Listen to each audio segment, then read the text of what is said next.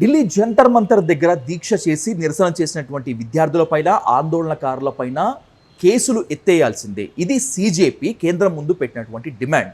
దానికి ఇప్పుడంతా వ్యతిరేకంగా నడుస్తోందా అంటే తాజా పరిణామాలు ఇప్పుడు అలాగే ఉన్నాయి.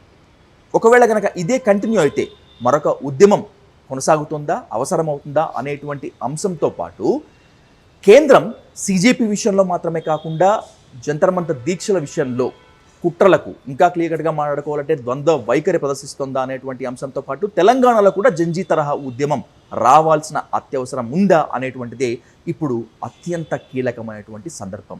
దీనికి సమాధానాలు వెతుక్కుందాం senior journalist and editor Pasam Yadagiri గారితో. అన్న నమస్తే. నమస్తే. నా జంతర్ మంతర్ దీక్ష మాత్రమే కాకుండా ఆ నిరసనలు వాటన్నింటిపైన మీరు చాలా కూలంకషంగా గమనించారు.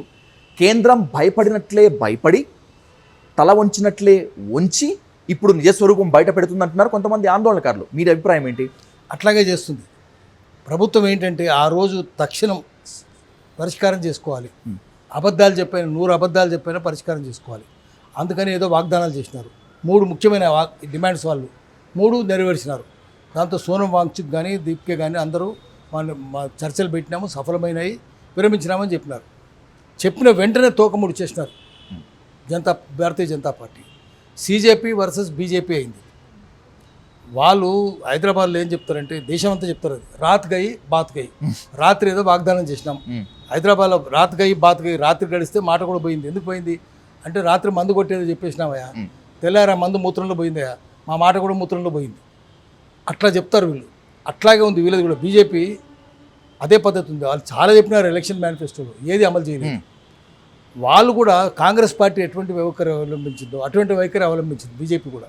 ఏం తేడా కాంగ్రెస్ పార్టీకి బీజేపీకి ఏం తేడా అన్ని విషయాల్లో కూడా. వీళ్ళు మనం చూసినాం పూర్వం, వీళ్ళు కాంగ్రెస్ పార్టీ వాళ్ళు లిబరలైజేషన్, ప్రైవేటైజేషన్, గ్లోబలైజేషన్ తెచ్చి విదేశీ పెట్టుబడి తెస్తుంటే స్వదేశీ జాగరణ మంచి అని పెట్టేసి విదేశీ వద్దు పెట్టుబడులు అని చెప్పినారు. కానీ బీజేపీ వచ్చినాక అంతకంటే ఎక్కువ వాళ్ళు 41%, 49%, 50% చేస్తే వీళ్ళు 100% చేసినారు. ఎఫ్డిఐలు, ఫారెన్ డైరెక్ట్ ఇన్వెస్ట్మెంట్ వాళ్ళు ఇంకా చేయలేదు. వీళ్ళు డిఫెన్స్లోను, హెల్త్లోను, స్పేస్లో అన్నింటిలో 100% చేసినారు బీజేపీ. ఇట్లా మొత్తం దేశాన్ని అమ్మేస్తున్నారు విదేశాలకని జనం కోపంతో ఉన్నారు. అన్ని వాగ్దానాలు తుంగలు దొక్కేసినారు, తుంగలు దొక్కి గంగలు కలిపినారు. దాంతో విద్యార్థులంతా విసిగిపోయినారు. విద్యకు వైద్యానికి చివరి పీట, అసలు గౌరవమే లేదు. తర్వాత మాటికి 3 సార్లు 4 సార్లు లీక్ అవుతుంటే ప్రభుత్వం ఏం చేసింది? నీట్ పేపర్ లీక్ అవుతుంది కదా, మళ్ళీ లీక్ అవుతుంది కదా. తర్వాత అంతే ప్రైవేటే కదా, అంత మెడికల్ ఎడ్యుకేషన్ అంతా ప్రైవేట్లోనే ఉంది, హాస్పిటల్ ప్రైవేట్లోనే ఉన్నాయి, విద్య ప్రైవేట్లోనే ఉంది. అందుకని విద్యార్థులు విసిగిపోయినారు, నిరుద్యోగం ఉంది. సో కోర్టు కూడా సరిగ్గా వ్యవహరించలేదు, వేరే విషయం. కాక్రోచ్ అనేది దాని మీద బగ్గు మన సమాజం. కానీ ఇప్పుడు వీళ్ళు కూడా ఏం చేయాలో అర్థం కాలేదు. జనానికి ఏంటంటే కోపంతో ఉన్నది. మొత్తం దేశమంతా ఎండు గడ్డిలాగా మొత్తం పరిచినట్టు, ఎండు గడ్డి పంచినట్టుంది. కాక్రోచ్ జనతా పార్టీ అనేది చిన్న నిప్పురవ లాంటిది. ఒక్క నిప్పురవ పడితే మొత్తం దేశమంతా అంటుకుంది, గడ్డి అంతా అంటుకుంది. భయపడిపోయింది బీజేపీ. భయపడిపోయి రకరకాల వాగ్దానాలు చేసింది. మళ్ళీ తెల్లారిసరికి నేను అని చెప్పలేదు, పొమ్మంది, నేను చేయలేదు. వాళ్ళ మీద కేసులు విడ్రా చేస్తామన్నారు. ఎందుకు విడ్రా చేయట్లేదు? సామాన్య మధ్యతరగతి జీవుల్లో మాత్రమే కాకుండా జంజీ తరంలో కూడా బీజేపీ పైన, కేంద్రం పైన వ్యతిరేకత ఉంది అని గ్రహించినందుకే ధర్మేంద్ర ప్రధాన్ రాజీనామానా, లేకపోతే దీన్ని ఇక్కడితో ఆపకపోతే విదేశీ శక్తులు చొరబడి భారతదేశాన్ని నాశనం చేస్తాయి అని చెప్తున్నటువంటి బీజేపీ మాటన? విదేశీ శక్తులతో ఎవరు స్నేహం చేస్తున్నారు? బీజేపీ చేస్తుంది, కాంగ్రెస్ చేస్తుంది.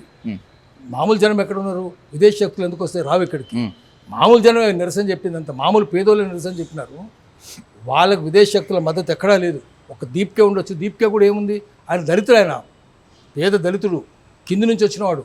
ఆయన విదేశీ మద్దతు ఏం లేదు. ఊరికే పెట్టినాడు. పెడితే దానికి చాలా లక్షల మంది ఫాలోవర్స్ వచ్చినారు, 2 కోట్లు అయింది అంతే తప్ప ఆయన కూడా లీడర్ అనడానికి లేదు. జనమే రెచ్చిపోయి ఉన్నారు. సో మనం చూస్తున్నాం, దేశమంతా రెచ్చిపోయి ఉన్నప్పుడు ఆమ్ ఆద్మీ పార్టీ పుట్టింది. ఆమ్ ఆద్మీ పార్టీకి అన్నా హజారే లాంటి వాడు కూడా మద్దతు ఇచ్చినాడు. అన్నా హజారే వల్లనే పైకి వచ్చింది. లోక్పాల్ బిల్లు ఉద్యమం వచ్చేసింది, రకరకాలైంది. కానీ ఆమ్ ఆద్మీ పార్టీ కూడా తుంగలో దొక్కింది, వాగ్దానాలన్నీ మర్చిపోయింది.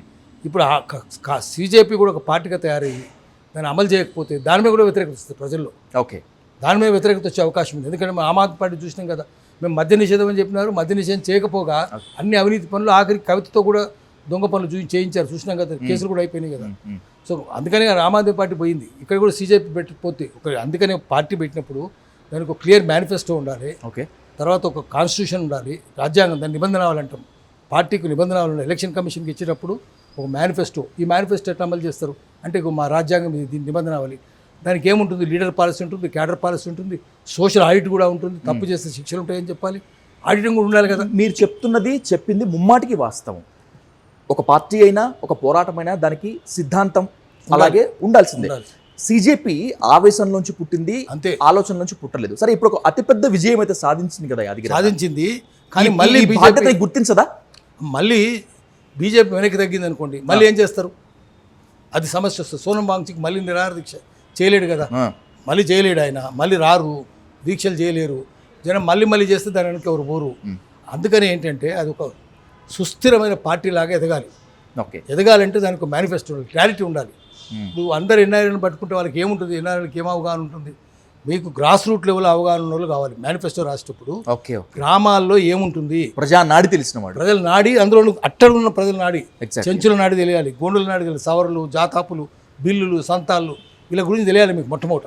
ఆ తర్వాత మాల మాదిగల సమస్యలు తెలియాలి, చెప్పులు కుట్టే వాళ్ళ సమస్యలు తెలియాలి, రోడ్లు ఉడిచే వాళ్ళ సమస్యలు తెలియాలి, కింద శ్రమజీవుల సమస్యలు తెలియాలి, ఎంపతి ఉండాలి, సింపతి కాదు, సహానుభూతి ఉండాలి. అంటే ఆ స్థానంలో తమను తాము ఊహించుకొని రాయగలిగిన వాళ్ళు ఉండాలి తప్ప బయట నుంచి సానుభూతి చెప్పాలి కాదు. సానుభూతి ఎందుకు, సహానుభూతి, ఎంపతి ఉండాలి, సింపతి కాదు. సింపతి ఎవరికైనా ఉంటుంది, సినిమా చూస్తే కూడా సింపతి వస్తుంది. సినిమాలో వాడు ఏడుస్తుంటే హీరో, జనం కూడా ఏడుస్తారు, దానివల్ల ఏం ఉరిగేది ఏముండదు. వాళ్ళ స్థానంలో, కష్టజీవుల స్థానంలో తమను తాము ఊహించుకొని మేనిఫెస్టో రాయగలగాలి, అది అమలు చేయగలగాలి. వలస కార్మికులు దేశంలో 8 కోట్ల మంది వలస కూలీలు ఉన్నారు, వాళ్ళ కష్టాలు ఎట్లా మనం చూసినాం కదా. కరోనా అప్పుడు పోయినారు, నెత్తిన బుట్టలు పెట్టుకొని, పిల్లల్ని ఎత్తుకొని, చెప్పులు లేకుండా 2000 కిలోమీటర్లు 3000 కిలోమీటర్లు ఇక్కడ నుంచి అక్కడ దాకా పోయినారు, బీహార్కు, అస్సాంకి పోయినారు, తెలంగాణ నుంచి, ఆంధ్ర నుంచి. వాళ్ళ సమస్యలు అర్థం చేసుకోగలగాలి. ఇవన్నీ చేసుకోగలగాలంటే అట్టడున్న వాళ్ళే ఉండాలి. పైనుంచి వచ్చి హెలికాప్టర్ వేసుకొని వచ్చి దిగి పారాచూట్తో దిగిన వాళ్ళకి ఇవన్నీ రావు. ఓకే, అందుకని అటువంటిది రాయాలంటే జనం కోపంతో ఉన్నారు అన్ని పార్టీల మీద. ఎందుకంటే భారతీయ జనతా పార్టీ ఓ నీతులు చెప్పింది. ఎటువంటి వాళ్ళు ఉన్నారు, సీఎం రమేష్, సుజనా చౌదరి, ఈ దొంగలందరూ పెట్టుకుంటే అది లాండ్రీయా, అది భారతీయ జనతా పార్టీ లాండ్రీయా? దొంగలందరూ చేసుకుంటే శుద్ధి చేసి బయటకు పంపిస్తారు. వాషింగ్ మెషిన్ అంటున్నారు, వాషింగ్ మెషిన్ అది, వాషింగ్ మెషిన్ కాదు కదా. అందుకనే జనం కోపంతో ఉన్నారు, వాళ్ళు కూడా నీతి లేని వాళ్ళు అందరూ పెట్టుకుంటున్నారు. అదే ఏకాత్మత భావం వదిలేసింది, హిందుత్వం వదిలేసింది, సిద్ధాంతాలు వదిలేసింది, అన్ని పార్టీలు వదిలేసినాయి. బీజేపీ ఒకటే కాదు, అన్ని పార్టీలకు సిద్ధాంతాలు వదిలేసినాయి. అన్ని పార్టీలు, ఏ పార్టీలకు సిద్ధాంతం లేదు భారతదేశంలో. అందుకనే జనం అన్ని పార్టీల మీద కోపంతో ఉన్నారు. కొత్త పార్టీ రావాలనుకుంటున్నారు. రావాలనుకుంటే సమిష్టి నాయకత్వం ఉండాలి, సమిష్టి నిర్ణయాలు ఉండాలి. ఓకే, వ్యక్తిగత బాధ్యతలు వ్యక్తిగతంగా ఉండనియండి, కానీ నిర్ణయాలు, ఆచరణ రెండు సమిష్టిగా ఉండాలి. అట్లా చేసి కొత్త పార్టీ కొత్త మేనిఫెస్టోతో రావాలి, కొత్త కాన్స్టిట్యూషన్తో రావాలి. వస్తే అప్పుడు ఎదుగుతుంది తప్ప ఊరికే ఇట్లా గాలికి వచ్చేస్తే, గాలి కొట్టుకొచ్చిన పార్టీ సీజేపీ. దాంతో దానికి అవగాహన ఉన్న వాళ్ళు కాదు, లోపల నుంచి లోతైన అవగాహన ఉన్న వాళ్ళు కాదు, అవగాహన ఉన్న వాళ్ళు కావాలి, అప్పుడు ఎదుగుతుంది. రైట్. ఓ ముఖ్యమైన ప్రశ్నతో ముగిస్తానన్న. త్యాగాల పునాదుల మీద, బలిదానాల పునాదుల మీద ఏర్పడ్డటువంటి రాష్ట్రం తెలంగాణ. తెలంగాణ వచ్చిన తర్వాత తెలంగాణ సాధించడంలో కీలక పాత్ర పోషించింది అనుకున్నటువంటి బీఆర్ఎస్కు 10 ఏళ్ళు కట్టగట్టారు అధికారము. ఇది నాశనం చేసింది అనేటువంటి విమర్శ ఉంది. ఎంతో అంచనాలతో, కోట్లాది ఆశలతో వచ్చినటువంటి కాంగ్రెస్ కూడా అలాగే చేస్తుంది అనేటువంటిది ఇంకొక ఆరోపణ. ఇప్పుడున్న పరిస్థితుల్లో మరో ప్రత్యామ్నాయం తెలంగాణకు అత్యవసరమా? ఎస్, అదే. అయితే మీరు చెప్పిన దాంట్లో చిన్న ఇదేంటంటే, లోపం ఏంటంటే అన్న, టీఆర్ఎస్ పార్టీ ఏ త్యాగాలు చేయలేదు, పోరాటాలు చేయలేదు. ఎప్పుడు వచ్చింది? ఇప్పుడు 1991లోనే వచ్చింది తెలంగాణ ఉద్యమం. అప్పుడు కేసీఆర్ ఎక్కడ ఉన్నాడు? తర్వాత 95, 96లో మళ్ళీ ఉద్యమాలు, భువనగిరిలో ఉద్యమాలు జరిగినాయి, సాహిత్య మిత్ర మండలి. అప్పుడు గద్దరు, బెల్లెల్తా, ఇక్రిసిద్ధులు, ముక్కా కరుణాకరు, శ్రీరాములు యాదవ్, ఆజమలి, మారోజు వీరన్న వీళ్ళందరూ పోరాటం చేసినారు. చేస్తే బెల్లెల్తని చంపేసినాడు, ఇక్రిసిద్ధులు, ముక్కా కరుణాకరు, శ్రీరాములు యాదవ్, గద్దర్ మీద 6 తూటాలు. అప్పుడు ఎక్కడున్నాడు కేసీఆర్? చంద్రబాబు పాదాలు తీసుకుంటున్నాడు. ఆ పార్టీలో ఉన్నాడు, ఇక్కడ లేడు ఆయన. డిప్యూటీ స్పీకర్ కూడా ఉన్నాడు కదా, మనం చూసినాం కదా అంతా. అందుకని ఆయన ఉద్యమాలు ఉన్నది నిజంగా. ఉద్యమం ఉన్నది గద్దరు, బెల్లెల్తా వీళ్ళే కదా. మేమున్నాం, ఇన్నారెడ్డి ఉన్నాడు. ఎక్కడున్నారు అప్పుడు? వీళ్ళు లేరు, ఎక్కడ లేరు. వీళ్ళు మొదటి నుంచి ఉన్నది నిజం కాదు, మధ్యలో వచ్చిన వాళ్ళు వీళ్ళు. వీళ్ళంతా పేరుగాడే. ఇప్పుడు అసలు బాలవద్దిరాజు పోయి పులిని చంపినని చెప్పాలి, వాడు చెప్పుకోడు. పేరుగాడు పోయి నేనే చంపినట్టు. వాళ్ళేమో చెప్పుకోలేదు, వాళ్ళందరూ చచ్చిపోయారు. గద్దర్ మీద 6 తూటాలు అయినాయి, వెన్నుపూసలు తూటా ఉంది, లేవని స్థితిలో ఉన్నాడు. వాళ్ళు చెప్పుకోలేదు, మేము కూడా చెప్పుకోలేదు. పుస్తకాలు వచ్చినాయి మా మీద, చదవలేదు. అది ఇన్నారెడ్డి మా మీద పుస్తకాలు వచ్చినాయి, చెప్పలేదు. చివరికి పేరుగాడు పోయి చెప్పుకున్నట్టు అయింది. అంతే తప్ప వాళ్ళు మొదటి నుంచి లేరు. కాంగ్రెస్ పార్టీ ఎన్నడూ లేదు. కాంగ్రెస్ పార్టీ ఢిల్లీ వాళ్ళు ఉన్నారు, తెలంగాణ వాళ్ళు లేరు. రేవంత్ రెడ్డి నేను చంద్రబాబు శిష్యుని చెప్తున్నాడు. ఇంకా ఆయన తెలంగాణ ఉద్యమంలో ఎక్కడ ఉన్నాడు? లేడు కదా. ఆయన తెలంగాణ ఉద్యమంలో ఎక్కడూ లేడు. తక్కిన వాళ్ళు కూడా లేరు, ఏదో కొద్దిమంది ఉండొచ్చింది. కానీ సోనియా గాంధీ కాబట్టి జనం ఇక్కడ ఆత్మహత్యలు చేసుకుంటుంటే, పోరాటాలు జరుగుతుంటే, మిలియన్ మార్చ్ అవుతుంటే, సాగరహారం జరుగుతుంటే, ఊరూర వంట వార్పు జరుగుతుంటే ఎందుకు ఇంత జరుగుతుందని ఆలోచించి ఆమె ఇటాలియన్ కాబట్టే చేసింది, ఇండియన్ అయితే చేసిండే వాళ్ళు కాదు. అందుకని ఆమె బిల్లు పెట్టాలనుకుంది. దానికి భారతీయ జనతా పార్టీ కూడా మద్దతు చేసింది. సుష్మా స్వరాజ్ లాంటి వాళ్ళు గట్టిగా పోరాటం చేసినారు. ఇప్పుడు ఢిల్లీలో కూర్చొని వాళ్ళు పిచ్చి మాటలు మాట్లాడుతున్నారు బీజేపీ వాళ్ళు. కానీ సుష్మా స్వరాజ్ దగ్గర పోయి అడగమని తెలుస్తుంది. ఇక్కడ కాకినాడ తీర్మానం వాళ్ళేగా చేసింది. టీఆర్ఎస్ పుట్టకముందు చేసినారు. కాకినాడ 1 ఓటు 2 రాష్ట్రాలను తీర్మానం చేసింది. దానికి విద్యాసాగర్ రావు ఉన్నాడు, దత్తాత్రేయ ఉన్నాడు, వీళ్ళందరూ కలిసి తీర్మానం చేసినారు. సుష్మా స్వరాజ్ ఢిల్లీ నుంచి వచ్చి గట్టిగా పోరాటం చేసింది. అందుకని అందరూ తలుచుకుంటే వచ్చింది తప్ప బీజేపీ కాంగ్రెస్ తలుచుకుంటూ వచ్చింది, టీఆర్ఎస్ వల్ల కాదు. ఓకే. కాబట్టి అయితే ఇప్పుడు ఏంటంటే తెలంగాణ సెంట్రిక్ పార్టీ కావాలి. ఎందుకు కావాలంటే ఢిల్లీలో కూర్చున్న వాళ్ళు, అది సీజేపీ కావచ్చు, కాంగ్రెస్ కావచ్చు, బీజేపీ కావచ్చు, వాళ్ళకి ట్రాన్స్ యమునా అంటారు. ట్రాన్స్ యమునా అంటే యమునా పార్, యమునా అవతల ఏముందో తెలియదు, తెలుసుకోవాలని కోరిక ఉండదు. మనం చెప్తే వినరు కూడా. రాహుల్ గాంధీ వింటాడా? మోదీ వింటాడా? వినడు. దీపిక కూడా వినడు. వాళ్ళకి ఏం తెలుస్తుంది? ఓకే. తెలంగాణ ఇష్యూస్ డిఫరెంట్గా ఉన్నాయి. దేశ పరిస్థితులన్నీ వేరు, తెలంగాణ పరిస్థితులన్నీ వేరు. ఏ స్టేట్కి ఆ స్టేటే ఉంటుంది. మొత్తం తెలంగాణ దక్కన్ పీఠభూమి. దక్కన్ పీఠభూమి వాళ్ళకి తెలుసా? పీఠభూమి అంటే తెలుసా? తెలియదు. పీఠభూమిలో ఉండే సమస్యలు తెలుసా? తెలియదు. వర్షపాతం ఎట్లుంటుంది తెలుసా? పంటలు ఎట్లుంటాయి, వంటలు ఎట్లుంటాయి, ఇవన్నీ ఏమీ తెలియదు వాళ్ళకు. సో ఇక్కడి వాతావరణం తగ్గట్టుగా, ఇక్కడ ఆర్థిక విధానం తగ్గట్టుగా ఒక మేనిఫెస్టో రూపొందించాలి. తెలంగాణ పోరాటం మామూలు పోరాటం కాదు. సీజేపీ దేనికి పనికిరాదు తెలంగాణ ఉద్యమం. ఎందుకంటే నేను చెప్పేది మలిదశ తొలిదశ ఉద్యమం కాదు. 69లో 369 మంది చచ్చిపోయినారు, అది పెద్ద ఇష్యూయే. తర్వాత చచ్చిపోయినారు. కానీ తెలంగాణ సాయుధ పోరాటం, రజాకారుల మీద జరిగిన పోరాటం, సీజేపీ దేనికి పనికొస్తుంది? దాని ముందు 6,000 మంది చచ్చిపోయినారు. మామూలు కాదు, ఎక్కడికక్కడ పోరాటాలు జరిగినాయి. నిజాంను గడగడలాడించినారు కదా. నిజాం మీద ఎవడు బ్రిటిష్ వాడే ఉన్నది, బ్రిటిష్ వాడు కూడా గడగడలాడినాడు కదా. బ్రిటిష్ వాడు భయపడిపోయి వాడు పోతూ వాడు ఏం చేసినాడు? Stand still agreement. నిజాము మిగతా రాజులందరూ కూడా, అంటే కాశ్మీర్ రాజు, తిరువాన్కూర్ రాజు, గ్వాలియర్ రాజు, జైపూర్ రాజు, వీళ్ళందరికీ వాళ్ళ ఎట్లున్నది అట్లనే ఉండాలి, రాజభరణాలు కూడా ఇవ్వాలన్నాడు. నిజామును తీసుకువచ్చి రాజ్భవన్లో పెట్టినారు. ఇక్కడనే 1956 అక్టోబర్ 30 వరకు అదే ఉస్మాన్ ఖాన్ రాజ్భవన్లో ఉన్నాడు. 300 మంది అమ్మాయిలు తెచ్చుకొని కులుక్కుంటూ వాళ్ళని రేపు చేసుకుంటూ రోజు ఒకరిని వాడే ఉన్నాడు. సో అందుకని ఏంటంటే అప్పుడు తిరుగుబాటు జరిగింది. నిజాం కన్సర్న్లో అనేక మందిని చంపించినారు. నిజాం గవర్నర్ గుండి ఇక్కడ నుంచి పాకిస్తాన్కి సమాచారం చేరవేసినాడు. ఇక్కడనేమో అనేక మందిని చంపించినాడు, 5-6 వేల మందిని. అట్లా ఎంత పెద్ద పోరాటం అయినా చెప్పలేదు. అది ఎవరు రాసినారు? సునీల్ పురుషోత్తం అని ఒక పెద్ద ఫిలాసఫర్, ప్రొఫెసర్. ఆయన అమెరికాలో ఫెయిర్ఫుల్ యూనివర్సిటీలో హిస్టరీ ప్రొఫెసర్. ఆయన ఈ మధ్య తెలంగాణ సాహిత్య పుస్తకం రాసినాడు, ఫ్రమ్ రాజ్ టు రిపబ్లిక్.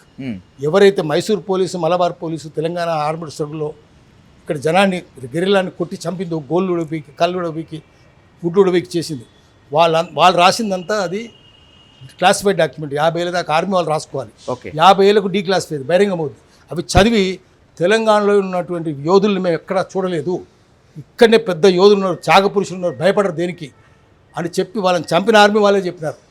అంత పెద్ద పోరాట చరిత్ర తెలంగాణకు ఉంది, అటువంటి త్యాగశీలత తెలంగాణకు ఉంది. బీజేపీ దేనికి పనికి వస్తుంది తెలంగాణ ముందు? అందుకని తెలంగాణ సెంట్రిక్ పార్టీ ఒకటి వస్తుంది, రావాలి, అది వస్తుంది. దానికి పునాదులు వేస్తున్నాం మేము ఇప్పటికే. అనేక మంది యువతులు ముందు వచ్చేస్తున్నారు. తొందరలోనే ఆ పార్టీ పుట్టుకొస్తుంది. తెలంగాణ సెంట్రిక్గా, తెలంగాణ స్పెసిఫిక్గా ఉండేట్టుగా ఒక పార్టీ రాబోతుంది. మీరు చెప్తున్నట్లు పుట్టబోయేటువంటి ఆ పార్టీకి కీలక బాధ్యతలు మీరే పోషించబోతున్నారా? మేనిఫెస్టో దగ్గర నుంచి మిగతా రూపకల్పన మొత్తం మీరే ఊపిస్తున్నారా? ఇప్పటికే చాలా మంది తయారై ఉన్నారు, వాళ్ళు రాస్తూనే ఉన్నారు. ఒకరు కాదు, ఉమ్మడిగా ఉంటుంది. దీనికి సమిష్టి కలెక్టివ్ థింకింగ్ ఉంటుంది, ఆలోచనలన్నీ ఉమ్మడిగా ఉంటాయి.